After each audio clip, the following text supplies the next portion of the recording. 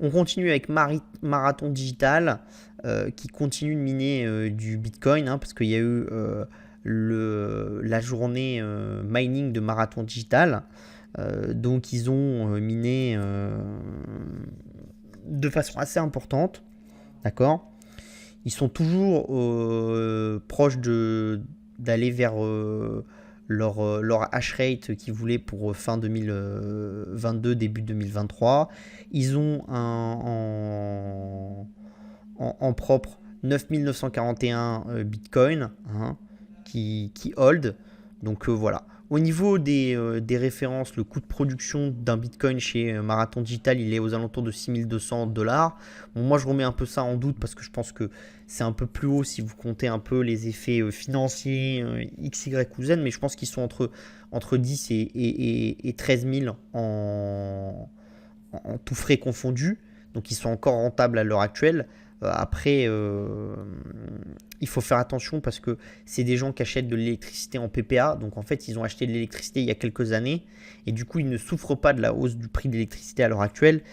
Mais leur PPA, il va se finir un jour. Et donc, si l'électricité est toujours très chère le jour où leur PPA se finit, bah effectivement, quand il faudra renégocier à la hausse le coût de l'électricité, ce qui automatiquement refera monter leur coût électrique. Pour se hedger contre ça, de plus en plus, ils installent des panneaux solaires, etc. pour produire leur propre énergie.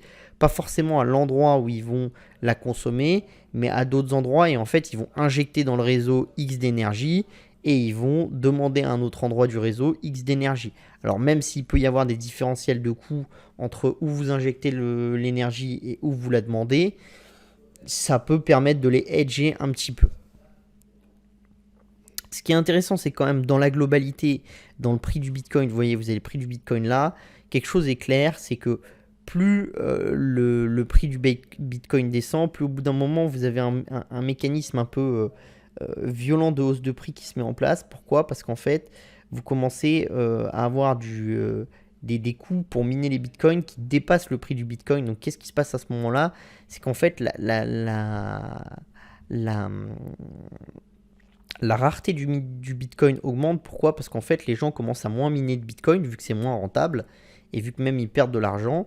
Donc du coup, il y a moins de Bitcoin qui rentrent sur le marché. Comme la plupart des mineurs, ils sont vendeurs nets de Bitcoin. C'est-à-dire, en fait, ils vont vendre quasiment tout leur Bitcoin. Et puis voilà, au même titre que les mineurs d'or, quand ils sortent de l'or de la mine, ils vendent tout leur or. Et voilà, donc ils sont ce qu'on appelle vendeurs nets.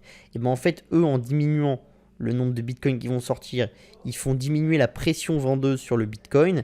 Et donc après, c'est plus le trading qui fait les cours. Et comme il y a des gens qui sont structurellement acheteurs de bitcoin parce qu'ils y croient et ça fait partie de leur vision financière de long terme, voilà, vous avez plein de choses. On peut prendre l'exemple par exemple de MicroStrategy qu'on achète toujours un petit peu. Bon, même si là ils sont en beaucoup plus grande difficulté puis qu'ils ont beaucoup hedgé leur position en levant de la dette pour acheter des bitcoins, ce qui était peut-être pas forcément la meilleure solution pour eux. Mais bon, passons. Mais globalement quand même, il y a quelque chose qu'on voit, c'est que dès qu'on passe ces croisements de courbes, ça peut durer un petit peu de temps, mais généralement ça provoque quand même des hausses très violentes du bitcoin juste après. D'accord ? C'est très rare que le Bitcoin continue à redescendre et que ça tienne. Le seul moment où ça s'est vraiment passé, c'est en juillet, de juillet 2018 à quasiment juillet 2019, où en fait le prix du Bitcoin a diminué de manière très forte et le prix de minage d'un Bitcoin a diminué de manière très forte pour plusieurs raisons. Parce qu'il y a eu des grosses innovations technologiques, parce que le prix de l'électricité a été très très bas dans certaines zones du monde, etc. Et donc tout ça, ça a joué de manière assez forte.